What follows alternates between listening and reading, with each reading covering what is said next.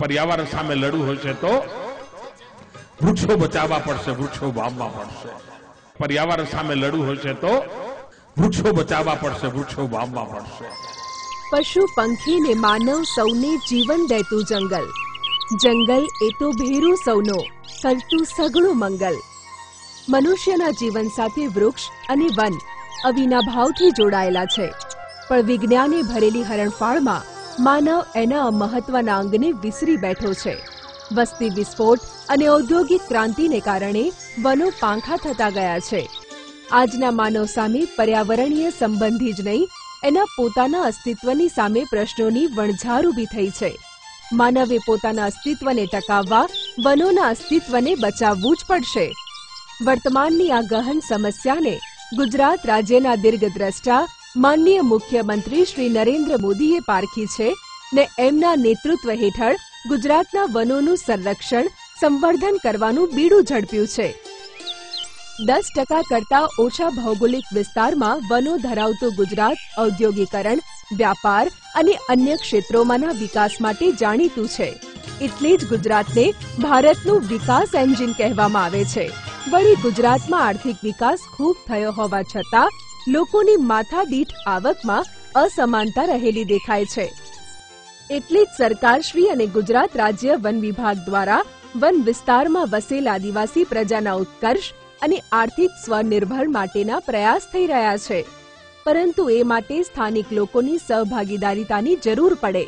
One વિસ્તારમાં રહેતા આદિવાસીઓ ગરીબ ને નિરક્ષણ છે।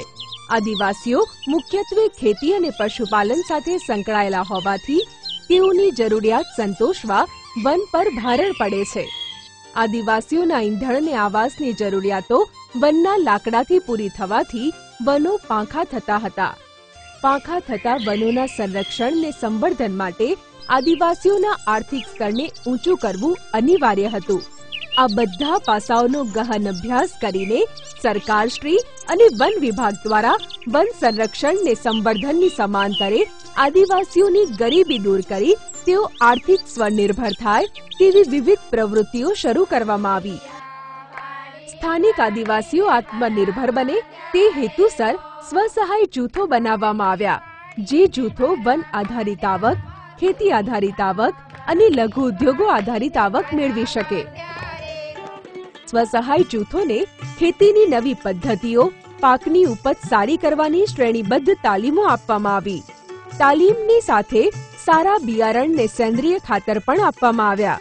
પણ સારી ખેતી માટે, સારા ખાતર માટે આ સ્થાનિક આદિવાસી ખેડૂતોને બીજે ન જવું પડે એ માટે વન વિભાગ તરફથી સ્વસહાય જૂથોને વર્મી કમ્પોસ્ટ ખાતર તૈયાર કરવા પ્લાસ્ટિકના લીલા બેડ અને અળસિયા આપવામાં આવ્યા। આ ખાતરથી જમીનની ફળદ્રુપતા અને ગુણવત્તા વધે છે તેમજ વૈકલ્પિક આવકનો સ્ત્રોત ઉભો કરે છે। સ્વસહાય જૂથોએ વર્મી કમ્પોસ્ટ ખાતર તૈયાર કર્યું, પોતાની ખેતીમાં એનો ઉપયોગ કર્યો ને એનું વેચાણ વન વિભાગની સહાયથી કર્યું, જેથી સ્વસહાય જૂથોને ઘર આંગણે રોજગારીની તક મળી। સ્થાનિક ખેડૂતોને એમની પ્રણાલીગત ખેતીમાં ક્રમબદ્ધ તાલીમ આપવામાં આવી રહી છે ને ખેતી માટેના સૂચનો પણ વન વિભાગ દ્વારા અપાઈ રહ્યા છે। એટલું જ નહીં, એમના ઉત્પાદનની મોજણી કરવામાં આવે છે ને ઉપસમૂહ સ્તરે પ્રાથમિક બેઠકો યોજવામાં આવે છે। અમને જંગલ ખાતાએ 30,000 આપ્યા। અમે 15,000 માંથી બેડ બનાવવા લીલો કોથળો લઈ આવ્યા, પછી ખાતરની કોથળી લઈ આવ્યા, અળસિયા લઈ આવ્યા। 1 ટન લઈ જાય, 2 ટન લઈ જાય, 3 ટન લઈ જાય, જેટલી આ લોકોને જરૂર તેટલું લઈ જાય। ઉત્પાદનના બજાર ભાવ જાણવા વિવિધ ખેત ઉત્પાદન બજાર સમિતિઓની મુલાકાતો લેવામાં આવે છે। અંતે ક્લસ્ટર સ્તરે આખરી બેઠકો યોજી જુદી જુદી ઉત્પાદિત પેદાશોનું એકત્રીકરણ કરી મોટા બજારમાં વેચાણ અર્થે મોકલવામાં આવે છે। પોતાના ઉત્પાદનને મોટા બજારમાં મોકલવામાં વાહનની સમસ્યા ઊભી થતા શરૂઆતના સ્તરે વન વિભાગ દ્વારા આર્થિક મદદ કરવામાં આવી છે। વિસડાલિયા ક્લસ્ટર જે છે એની ડિઝાઇન મૂળભૂત એ રીતે તૈયાર કરવામાં આવી છે કે ખેડૂતોને તો લાભ થાય જ, ખેડૂતો પોતાની પ્રોડક્ટ અહીંયા વેચી શકે, ખેડૂતોને સારું બિયારણ મળે, અને એની સાથે સાથે ખેડૂતો દવા વગરની, રાસાયણિક દવા વગરની ઉત્તમ ખેતી કરતા થાય, સારી પ્રોડક્ટ બનાવતા થાય અને એ પ્રોડક્ટ બજારમાં સારા ભાવે વેચતા થાય.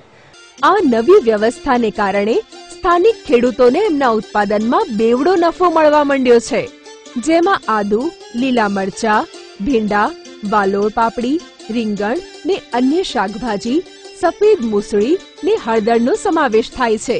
પહેલા પોતાની રોજિંદી જરૂરિયાતોને પૂરી કરવા સ્થાનિક ખેડૂતો હળદરની ખેતી કરતા હતા ને લીલી હળદર વેચતા હતા.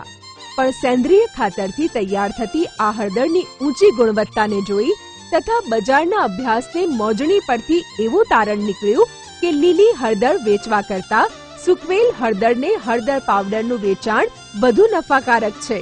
આ પ્રક્રિયામાં મશીનની જરૂર પડે એટલે આવા એકમો ધરાવતા ઉદ્યોગ સાહસિકો સાથે સંપર્ક કરી આ પ્રક્રિયાની વ્યવસ્થા ઊભી કરવામાં આવી છે અને આજે સૂકી હળદર ને હળદર પાવડર પહેલા કરતા 4 ગણા ભાવે વેચાય છે.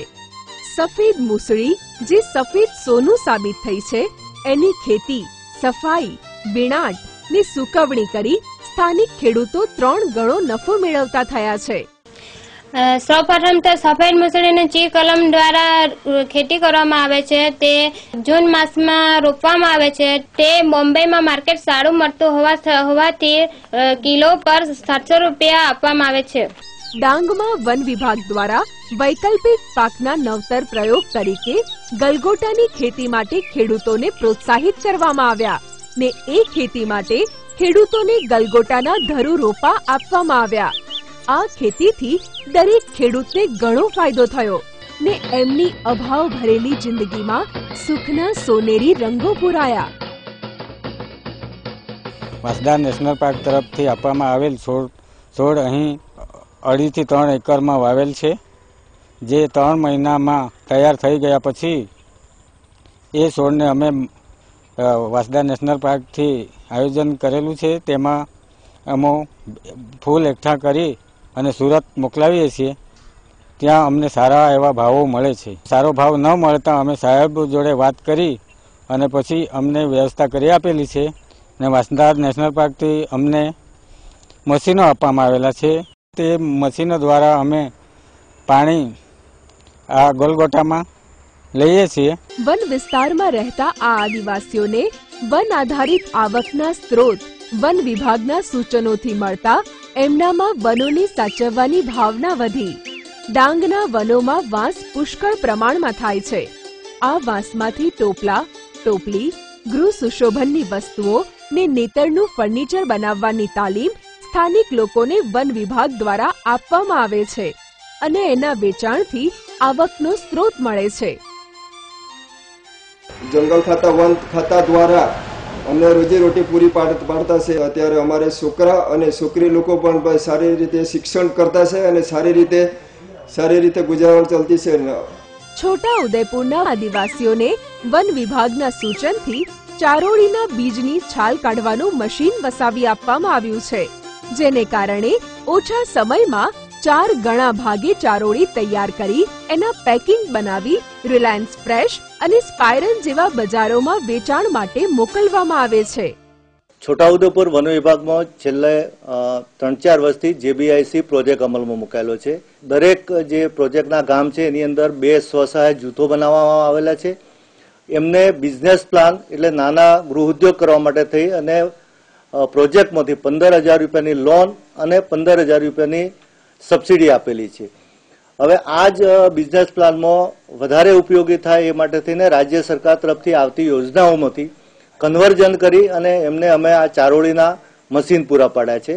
આ લોકો 30 થી 35 રૂપિયે કિલો સીડ ખરીદે છે, એટલે બીજ ખરીદે છે અને એને પછી પ્રોસેસિંગ કરી અને ક્લીન થાય એટલે રિલાયન્સ ફ્રેશ જોડે જોડાણ કરી આપ્યું છે.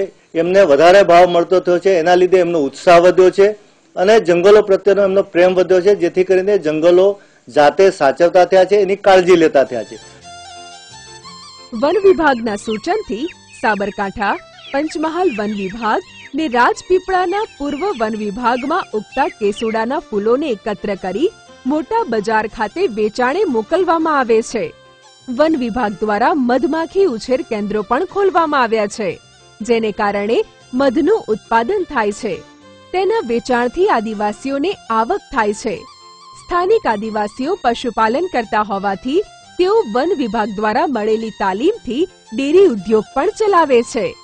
વન વિસ્તારમાં રહેતી આદિવાસી બહેનોને નાના નાના લઘુ ઉદ્યોગોની તાલીમ વન વિભાગ દ્વારા આપવામાં આવી, જેને કારણે આ બહેનો દૂધ મંડળી, મસાલા ઉદ્યોગ, પડિયા ઉદ્યોગ, અગરબત્તી મેકિંગ, કરિયાણાની દુકાન, સાડી વેચાણ, મંડપ ડેકોરેશન, નાંગલી પાપડી બિસ્કિટ ઉદ્યોગ, ઇમિટેશન જ્વેલરી જેવા લઘુ ઉદ્યોગો આજે કાર્યક્ષમતાથી કરી રહી છે. આ લઘુ ઉદ્યોગો 50% સ્વબચતને 50% વન વિભાગની સબસિડીથી ચાલે છે. જંગલ ખાતાએ અમને 30,000 રૂપિયા મદદ કરી. એમાંથી અમે અગરબત્તીનું અમદાવાદથી મટીરિયલ લઈ આવ્યા. આ 12 બહેનોમાંથી 2 બહેનો દરરોજના અમે અગરબત્તી વણીએ છીએ. 60 થી 65,000 રૂપિયા બચત થઈ. બેંકમાં જતા આ ફોરેસ્ટ ડિપાર્ટમેન્ટના સાહેબોએ પહેલી અમને બધું શીખવ્યું હતું અને પછી હવે અમે અમારી જાતે જઈએ છીએ બેંકમાં. અમારો જે પ્રોજેક્ટ છે એ નાગલી પ્રોજેક્ટ છે. એમાંથી અમે નાગલીની પાપડી અને નાગલીની સેવ, બિસ્કિટ એવું ઉત્પાદન કરીએ છીએ. મહિનામાં 20,000 થઈ જાય છે. એમાંથી 5-10,000 અમે માલ સામાનમાં વાપરીએ છીએ પૈસા અને બીજા બહેનોમાં લઈએ છીએ. જંગલ ખાતા તરફથી અમને ઘણું બધું ફાયદો મળ્યો છે કે જે બહેનોને જે ઘર કામ કરતી હતી એ બહેનો આજે રોજી રોટી મેળવે છે. આ જંગલ ખાતા તરફથી 30,000 અમને મળ્યા. તેમાંથી એક બહેનોને અમે એક મશીન લાવી આપ્યું. તેમાંથી અમને પાપડીમાંથી સારો એવો નફો મળે છે. જંગલ ખાતામાંથી અમને સાહેબે મશીન આપ્યું ને બાદ પડ્યાનું મશીન અમે શીખીએ છીએ બળીઓ બનાવીને. એક વખતે અમને સાહેબે રૂબરૂ અમને બતાવ્યું, પછી અમે જાતે શીખીએ છીએ. જંગલ ખાતાએ અમને 30,000ની મદદ કરી છે. તેમાંથી 15,000 સબસિડી છે અને 15,000 ભરવાના. આમાંથી અમે ઇમિટેશન જ્વેલરી બનાવવાનું વિચાર્યું અને એનું સાધન લાવ્યા અને ઇમિટેશન જ્વેલરી બનાવી. અત્યાર સુધી અમે ગ્રુપની બહેનોને ધિરાણ આપીએ છીએ અને 100 રૂપિયા પર 2 રૂપિયાનું વ્યાજ રાખીએ છીએ. મેં છે ને જે દશામાં ગ્રુપમાંથી ધિરાણ લીધેલો. અમારો છોકરો બહુ બીમાર હતો એટલે મેં 5,000 લોન લીધેલી. બીજા પરથી લેવા જાય તો 5% વ્યાજ આપે. ગ્રુપમાં જ રહીએ તો એટલો ફાયદો અમને કે 2% તો બહુ ઘણો ફાયદો થાય અમને. સ્વસહાય જૂથ અમે બનાવ્યું તેના અમને ફાયદા એ થયા કે અમે એકબીજા સાથે હળી મળીને વાતો કરીએ, ઘરના સુખ દુઃખની વાતો કરીએ અને બહેનો બધી રીતે ટેવાયા. એમ તો બહેનો આગળ બોલતા પણ ન હતા, તે અમને આગળ આવીને બોલતા થયા. બેંક સાથે કેવો વ્યવહાર કરવો એ પણ બહેનોને આવડતું થયું. ફોરેસ્ટ વિભાગ વતી અમને ઘણો સહકાર મળેલ છે. અમને સામાનોમાં દૂધ બનાવટની દરેક વસ્તુ અમને મળેલ છે. અન્ય જરૂરિયાત હોય નર્સરીના પ્રવૃત્તિ માટે એમના માટે પણ અમને સપોર્ટ કરે છે. બીજી માર્કેટિંગ માટે પણ એ લોકોના પ્રયત્ન રહેલા છે. સતત સંપર્કમાં રહે છે. વન વિભાગે અમને પહેલા તો 30,000 રૂપિયા રિવોલ્વિંગ ફંડ આપ્યો હતો. તેમાંથી 15,000 રૂપિયા અમને એ લોકોને પાછા પરત કરવાના છે અને 15,000 રૂપિયા અમને રિવોલ્વિંગ ફંડ તરીકે આપ્યા છે. પછી અમને બાયોગેસ મળ્યા. પછી મસાલાનો ઉદ્યોગ ચાલુ કર્યો તો અમને ઘંટી આપી છે, સીલિંગ મશીન આપ્યું છે. પછી નેટ હાઉસ મળ્યું છે. ગાય લેવા માટે અમને 10,000ની સહાય મળી છે. બેંકોની કાર્યવાહી અમે જાતે પોતે કરીએ છીએ. બેંકમાંથી કોઈને લોન જોઈતી તો અમે બીજાને પણ અપાવીએ છીએ. પોતાના ઘરમાંથી ક્યારેય બહાર ન નીકળનાર બહેનો આજે આત્મવિશ્વાસથી વન વિભાગના કર્મચારીઓને પોતાની અગવડો વિશે કહે છે. હિસાબ કિતાબ, આવક જાવક, ધિરાણ, વ્યાજના દર વિશે આ આદિવાસી બહેનો આજે આપ સૂઝથી જાણતી થઈ છે. બેંકો સાથેના આર્થિક વ્યવહારો કરતી થઈ છે. બહેનોની ખાસ અગવડમાં ઈંધણ અને દળનું હતી. ઈંધણ માટે વન વિભાગે બીજા વિભાગો સાથે સંકલન કરી બાયોગેસ પ્લાન્ટ બનાવી આપ્યા. આ બાયોગેસ ગુજરાત એગ્રો ટીએસપીના ગ્રાન્ટના વન વિભાગના સહયોગથી અહીંયા આવ્યા ને એમાં ગામતળામાં 43 લાભાર્થી છે બાયોગેસના. એ સિવાયના આજુબાજુના ગામડામાં કુલ મળીને 150 લાભાર્થીને આ બાયોગેસ મળેલા છે. મહિલાઓને એ ફાયદો થયો કે શરૂઆતમાં લાકડા લેવા જંગલમાં જતા હતા, 3 કલાક જેવા આવવા જવાના લાગતા હતા. એ સમય બચે 3 કલાકનો. પછી રસોઈ બનાવવામાં એ લોકોને ચૂલા પર વધારે ટાઈમ લાગતો હતો. જે ચૂલા પર 1 થી 1.5 કલાક લાગે તે એ લોકોને અડધો કલાકમાં જેવી રસોઈ થઈ જાય તો એ ટાઈમ બચે. એ ટાઈમ બચે અને ખેતીમાં છોકરા પર કે પછી એસએચજીની પ્રવૃત્તિમાં એ સમય એ લોકો ફાળવતા છે ને એ લોકોના આરોગ્યમાં પણ સુધારો થયો. આપણે મેન ઉદ્દેશ છે કે વન વિભાગનો મેન ઉદ્દેશ એ છે કે જંગલ વધારવું ને કપાણ ઓછું કરવું. તો જો આપણને એ લોકોનો બળતણનું પૂર્તતા કરીશું બાયોગેસ દ્વારા તો એ એટલું લાકડું જંગલનું કપાણ ઓછા થાય ને જંગલ વધશે. તો આજે જોવા જઈએ તો જે આજુબાજુના ગામડામાં 150 જેવા બાયોગેસ આપ્યા છે એનાથી એટલો બધો ફેલાવો થયેલો છે કે આજુબાજુના એટલે જે સુરત વન વિભાગના જે ગામડામાં અમે ફિલ્ડમાં ફરીએ છીએ તો દરેક ગામની ડિમાન્ડ છે કે અમને પણ બાયોગેસ આપો. એ લોકોને એક્સપોઝર વિઝિટ પણ અહીંયા કરાવેલી છે. જંગલમાં લાકડા લેવા જવા પડતું હતું, અત્યારે બાયોગેસ આવ્યા એટલે જંગલમાં નથી જવા પડતું ને લાકડાની પણ બચત થાય. ઉર્જાના આ અન્ય વિકલ્પથી બહેનોની અગવડ દૂર કરી તો ₹15,000ની સબસિડી આપીને ઘંટી મૂકવામાં આવી, જેથી અંતરિયાળ વસતી બહેનોના અનાજ દળણાની સમસ્યા દૂર થઈ. અમને જંગલ ખાતા તરફથી ₹30,000 મળ્યા અને બિઝનેસમાં અમને ₹15,000 અને અમે ફાળો તરીકે ₹15,000 આપ્યા. અમારા ગામમાં એક ઘટી છે પણ બીજે દળાવવા જવાનું થતું હતું એટલે અમારે હવે ટાઈમ ઓછા સમયે અમે અહીંયા નજીક દળવાથી અમારે સમય પણ બચે છે અને દળાઈ પણ જાય છે. ચાલીને નહીં જવાય તે અમે અહીં દળાવી દઈએ તો અમારે ₹10-5 ફાયદો થાય. અત્યારે અમારે જંગલ ખાતા વાળા સાહેબો મદદ કરી અને સાહેબો અમને અહીંયા સપોર્ટ આવેલો અને વન વિકાસ મંડળીએ 30,000 આપ્યા ફંડ અને એમાં વ્યાજ સાથે અમે રકમ જમા કરાવી. આમ આ આદિવાસી બહેનો નવરાશના સમયમાં લઘુ ઉદ્યોગો કરી સ્વનિર્ભર બની. બહેનોના સશક્તિકરણનું આ ઝળહળતું ઉદાહરણ અહીં જોવા મળે છે. અતિ પછાત વિસ્તારમાંથી આવેલી બહેનોના સશક્તિકરણનો સંપૂર્ણ યશ વન વિભાગને ફાળે જાય છે. આ બહેનોને જોઈ હૃદય ગાઈ ઉઠે છે. કાજળ આંજીને અમે અજવાળા શોધ્યા ને જંગલ વચાળે અમે ખીલ્યા. ઘર આંગણ સાચવીને રોજ નવી વાત જાણી હૈયું ખોલીને અમે કોળ્યા.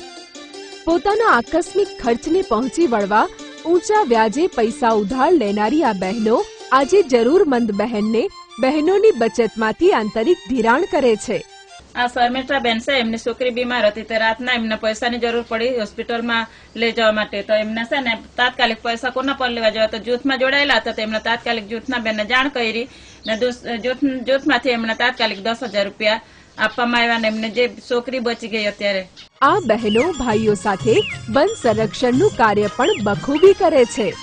વન સંવર્ધન માટે વન વિભાગ દ્વારા ડાંગમાં આદિવાસીઓની માલિકી જમીનમાં એમને આવક મળી રહે એ હેતુથી સાગનું અને કેનોપી પ્લાન્ટેશન કરવામાં આવી રહ્યું છે.